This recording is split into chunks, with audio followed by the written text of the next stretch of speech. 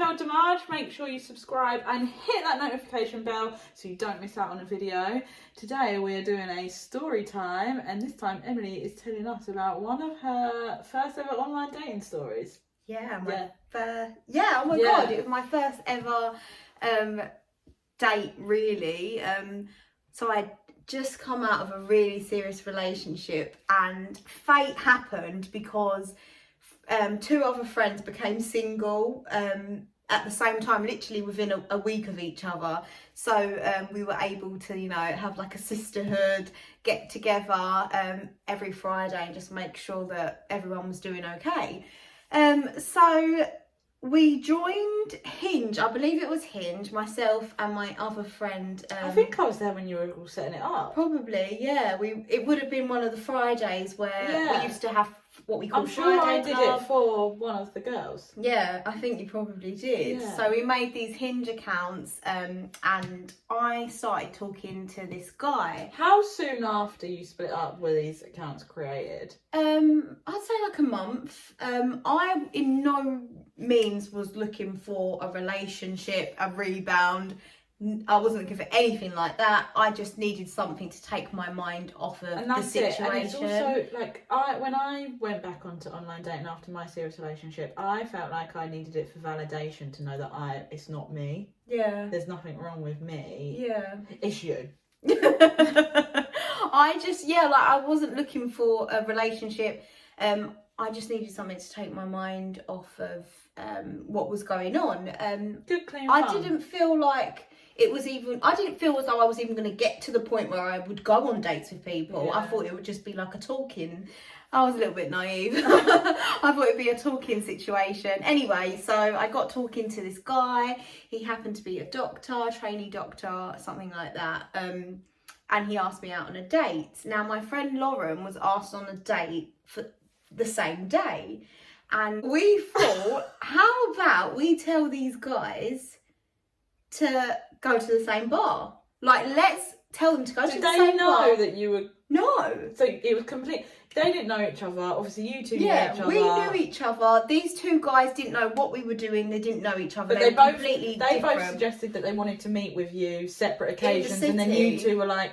Yeah, how about Saturday, Liverpool Street, for example? And my guy said, yep, perfect. Her guy said, yep, perfect. And we literally, it was amazing because we got ready together. And I probably wouldn't have gone had I not been with her because I was so scared and I'd never done anything like that before. So we got ready, got the train up to the city, had drinks, that kind of thing. And you know, we were sat at tables, like you're her and I'm me, and we're waiting for these guys to show up. Oh my god, I think I saw you that night. You were out that night. You come in later. You come in a bit later to the story. So I think Lauren's guy showed up first. Again, he just thinks I'm a random girl sitting at the table next to him. I'm listening in, hearing what's going on. The date's going well. Then my guy shows up. I was just about to say, so you obviously said, let's meet at this time, this place. Yeah. You two obviously got there a little bit earlier, so it wouldn't have a drink and it wouldn't look suspicious rolling in together. Yeah. When her guy turned up and you were still waiting for yours, was there an element in your mind going, this guy is going to stand me up? No, because I think he had messaged me and said, I'm running a little bit late, which was good because I was crapping myself. So I could have a drink to get the nerves, get rid of the nerves. Anyway, the date was fine. It was good. We had loads of drinks. We were getting on well. Do you know what was amazing about it? I had messaged Lauren like, let's go to the toilet. So I've gone off to the toilet.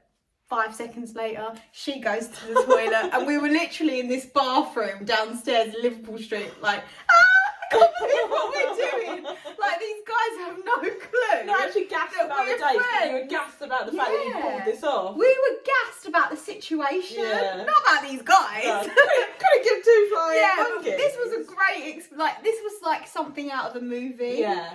Anyway, Lauren and this guy were moving on to a new place. So she went off, she told me downstairs, we're going to go somewhere else. I said, fine, we're going to stay here. She went off to a different bar. And then maybe an hour had passed. So Lauren's drunk at this point. and she decides to come back to the same bar where I am without her guy, because her guy's gone home. So she comes straight into the bar and starts talking to me. And I didn't really know what to do. Cover blown. Yeah. So I said, oh, this is my friend that I went to school with. I didn't know you were out in Liverpool Street. And the guy goes to me, no, that's the girl that was sitting at the table. I said, no, it wasn't. And I literally, I had to commit to my lie. And I was like, no, it's not. But this is my friend. Yeah, I do know her. And he was like, oh, okay. Yeah. And we ended up having a couple of drinks together. Lauren went to see you after her guy left. Yeah, maybe at the second place they went to. She bumped into you. Yeah. It was just the most strangest evening. In a restaurant? Bar? In a bar, yeah. Right next to Liverpool Street, and then I was in a bar opposite. Yeah. And I remember texting like, where are you guys? And you're we're in Liverpool Street. And I'm like, so am I. And then just bumped into each other. It was crazy. It felt like a whirlwind, actually. I was a bit like, eh. Yeah, it was crazy. But we walked back to the station together. It was do you know what was nice about the date for me is obviously we're in a bar, so it's dark. When we got into Liverpool Street Station, it's light, and he looked at me.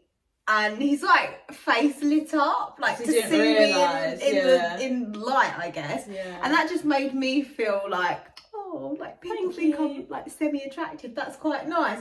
And he just like gave me a kiss on the cheek. All the way back to the validation thing. Yeah, like, definitely. It's not as if I need someone to go, I don't think you're attractive, and therefore I then don't think I'm attractive. Yeah. But it's nice to have someone. Yeah, and for someone to sit there and listen to me speak for hours on end and think that I'm interesting, you know, and to listen to me talk about my job and my family and then want to see me again as a result of that. Yeah, of course, that was lovely. We said goodbye and then... no kissing. I think maybe he kissed me on the cheek and gave me a hug. I was drunk, but I wasn't messy drunk. You wasn't white girl wasted. No, I was classy drunk. And then we went home to the train and he's pulling you back like, don't go. No, it wasn't like that. Me and Laura went home. I think we got McDonald's on the way home. And, you know, that was my first ever day. That's a good run. It was good. It was amazing, actually. I did see him again, but he just wasn't for me. He was a nice guy, but he just wasn't for me. But it was a good... And isn't it funny, like...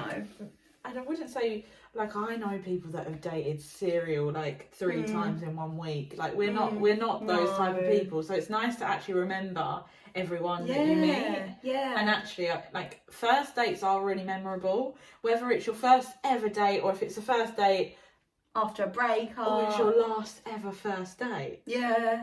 Which is I can't wait for that day. Yeah, that's quite a nice idea, isn't it? Concept. But no, it was good. And like we said, we're not serial daters. I can only speak to one person at a time because I probably won't even remember their names if it's more than one person. You call them by their occupation. I do. I'm guilty of doing that. So that guy was the doctor. I also think that's like I'm not going to get attached to you, therefore I'm calling you by your job title, not your... I don't know if you remember that the last guy that I dated was the first guy I called by his name. Do you remember? Because it wasn't his profession. He wasn't the engineer. He wasn't the doctor. He wasn't the digital marketer. The train driver. He wasn't the train driver. Forgot about that. Yeah, but this guy had a name, and I felt in myself, that's progress. That the fact that I'm letting him in enough to have his name, to have a name, and to call him his name, it was a big deal. Yeah. We'll get onto that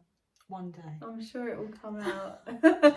Thank you very much for watching. I hope you enjoyed, and I hope it kind of makes you feel like that your dating stories are not wild. Like, some people have wild dating stories, and if you want to come on the channel and talk about them, message us, comment below,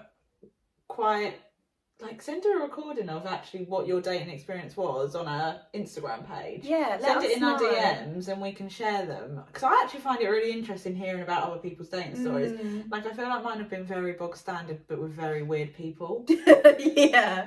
As of yours, like, the one you just mentioned, I don't think I've ever heard of anyone else doing that. No, and I don't know how we came up with the idea. Honestly, I don't know, but it happened and it was successful. I love it, and I kind of want to do it next time. But yeah, thank you very much for watching. Make sure to subscribe, like this video, and we will see you very, very soon. Bye.